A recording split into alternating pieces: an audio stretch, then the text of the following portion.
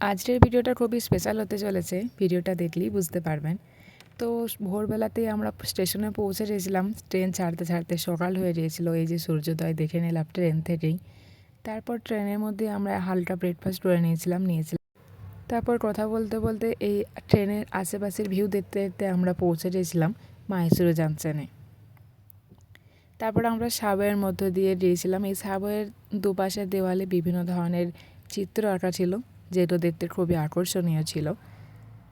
এগুলো এখানকার মাইসোরের famous painting. তারপর কথা বলতে বলতে আমরা বাইরে বেরিয়ে এসেছিলাম। সেখানে আমাদের জন্য আমাদের গাড়ি ওয়েট করছিল। আমরা আমাদের গাড়িতে লাগেজ তুলে নিয়ে আমরা একটা হোটেলে চলে গিয়েছিলাম, যে হোটেলটা আমরা 1 ঘন্টার জন্য রেন্টে নিয়েছিলাম ফ্রেশ হওয়ার জন্য। আর এই মাইসোরেতে সবথেকে ফেমাস হচ্ছে হাতি, যেটা প্রত্যেকটা শোরুম প্রত্যেকটা জায়গাতে দেখা যাচ্ছে। তারপরে বাড়ি থেকে নিয়ে আসে এই পরোটা আর সুজি দিয়ে আমরা আবার ব্রেকফাস্ট সেরে নিয়েছিলাম। এই ছিল আমাদের ছোট্ট রুম। তারপর ফ্রেশ হয়ে আমরা আমাদের গাড়িতে রওনা দিয়ে দিয়েছি।